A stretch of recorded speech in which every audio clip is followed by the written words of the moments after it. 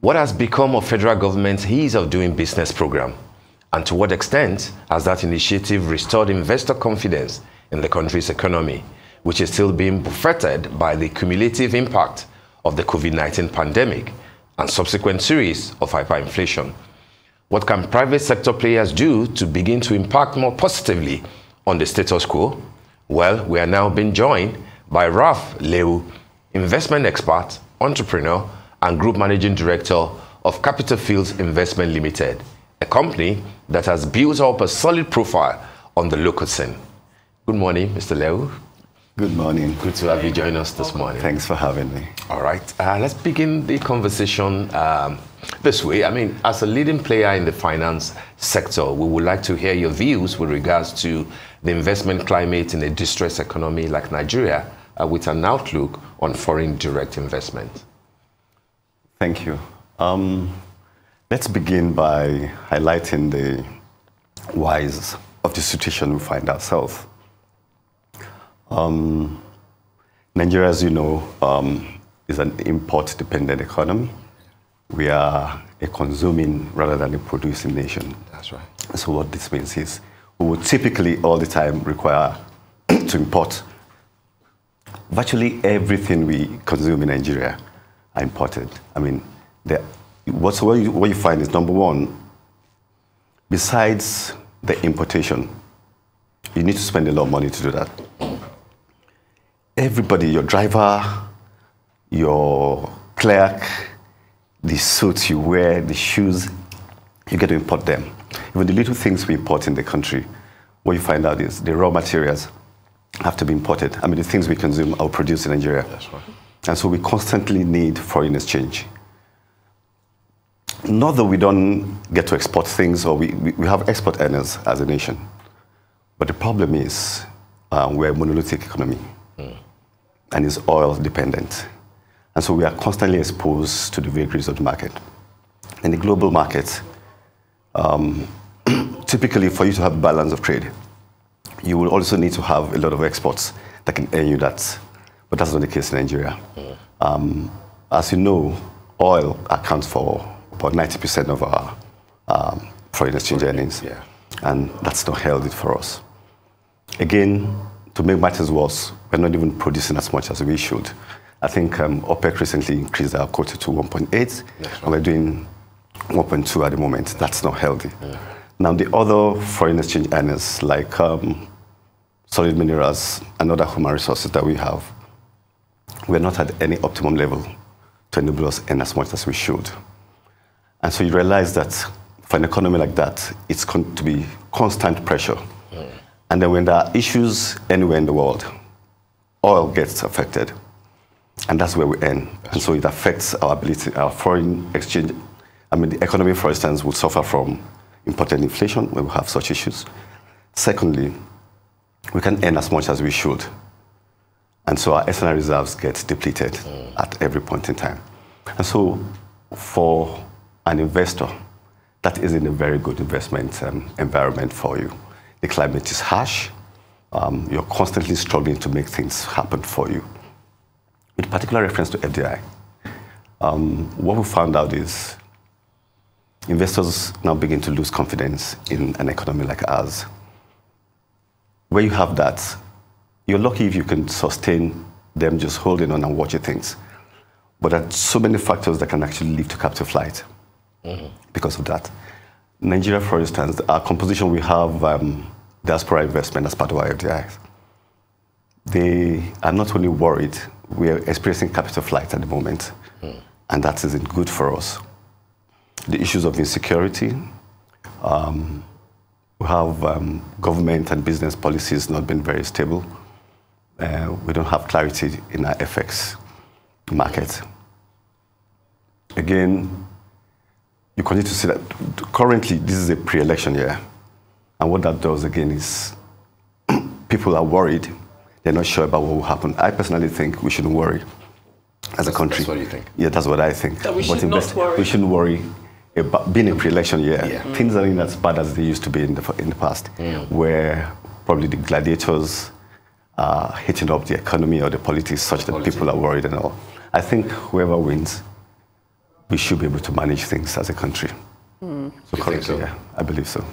Yeah. I mean, that's quite optimistic of you. I'm sure many people would welcome that optimism. But when we're looking at the trajectory of Nigeria's investment appetite, or how appealing it is to foreign direct investment or to anything, because of the many reasons that you've laid out, Nigeria doesn't always position itself to be an attractive country to invest in outside of the usual suspects, namely oil and natural resources. So when we look at someone like you, who've been navigating in these muddy waters for quite some time, how have you been able to keep your head above water, seeing that Nigeria's books, as it were, aren't always as polished as they could be? Thank you. No doubt, doing business in Nigeria, you're faced with so many challenges. And again, we have that reputation where when you have to be involved in or engage in international trade, you need to deal with that. Sometimes you find that Nigeria gets easily blacklisted. And so some think there's a conspiracy against us. And as a people, we also have to deal with ourselves and one another to deal with this. So the challenges are such that you need to also further understand the nuances of every of those challenges that you face.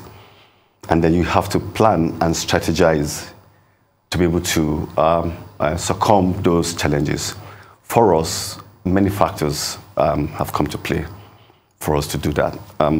Number one, I'll give you like three of those factors.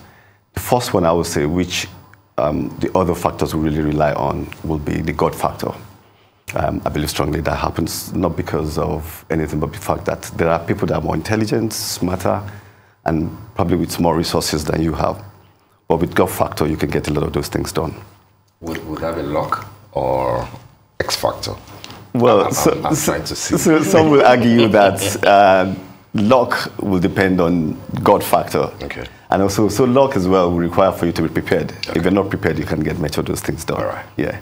So going to those factors, number one for us is clarity of vision. We started off early to understand that vision is very important to us as a people. And we got our team together at the beginning to discuss, brainstorm, and then ask questions amongst ourselves, created scenarios that will enable us to understand what. And so what the vision's done is to give you sort of roadmap and a compass as to where you want to go to navigate. You need to understand the laws of the country, the nuances of the economy that you play, the rules and regulations that will affect the businesses that you do. And so that way, you're able to chart your own course and do things. I remember then, so we did all of those, and just to hit the ground running. The second factor I will want to talk about will be goal settings and then self-assessments. We do that a lot. We have platforms that allow us as a people to do that regularly. On a weekly, monthly, and quarterly basis, we will typically review our sets. So at the beginning of the year, you get to set your goals, your targets, and the budgets. And then you come back, go to retreat, lock yourself in, and then begin to play different scenarios, get the devil's advocate. You're not satisfied with leading where you are.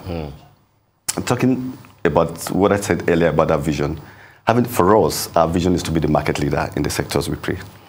And now that you know you want to be a leader in your sector, you need to cut your budgets, your goals, set your goals in line with the vision that you have. And so where things are not where they should be, you can see when you have to do your self-assessment. And the review mechanisms we've put in place will allow us to see where we are and how far we have performed. Where we're not there, we go back and sit back and do all of those things again. That way we get it. The third and very important factor would be the people. People are the assets that we have, and we don't joke with them at all. We are lucky because they've come to understand the things we value the most.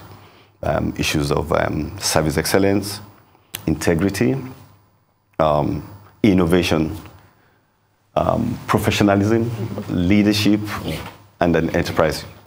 Those are things we will all the time look at to form the charts of the things we want to do in that economy. Okay. If you are armed with all of those, it becomes a lot easier for you to face the challenges. Okay, that's quite interesting. But talk to us a bit more about how you think that private, sector leaders like Capitol Field, for example, can play more, cogent roles in economic resuscitation. This is a time that many Nigerians seem to be losing hope. But then when they look at, private players like your good sales, etc., they will be asking for more and looking for hope. What role do you think that, Capitol Field and others in that sector can play towards economic resuscitation in Nigeria, because things are a bit tough at this moment? Thank you. I think the first thing I would talk about here would be environmental sustainability. Okay. It's very important. We need to sustain what we've got. Again, because of the peculiar positioning of our country, the environment comes to play. It plays a very, very huge role. Again, given that we tend to export things that are related so much to the environment. The world today, of course, is moving towards that as well.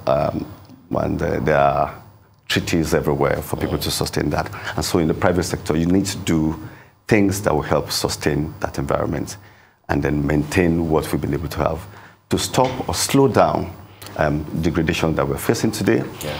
Particularly because as an oil-producing nation, for instance, nobody should preach this better than us. And we can see that.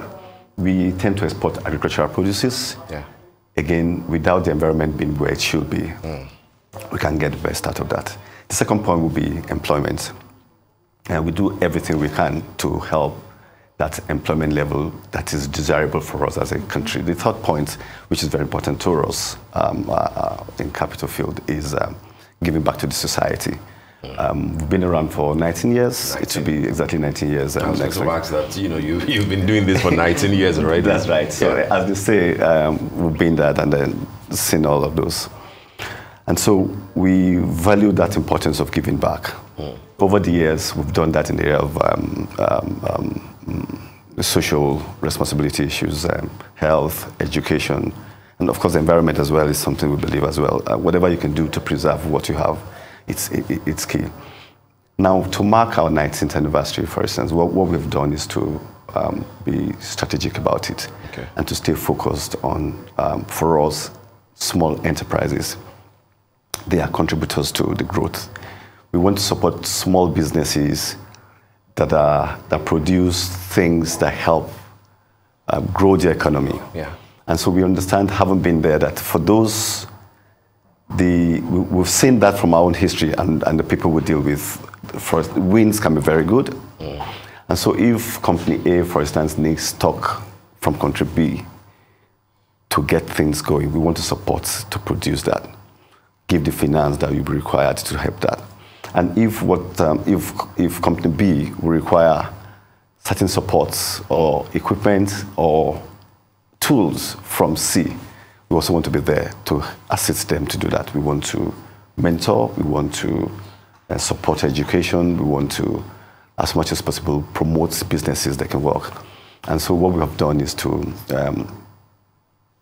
we have something called Capitol Field Cash Up, which is what we've introduced. Cash Up. Cash Up, yeah. Okay. We've identified, to say, 20 businesses we want to support, Nigerian businesses, so that we can grow and give them cash gifts that can help grow what they have.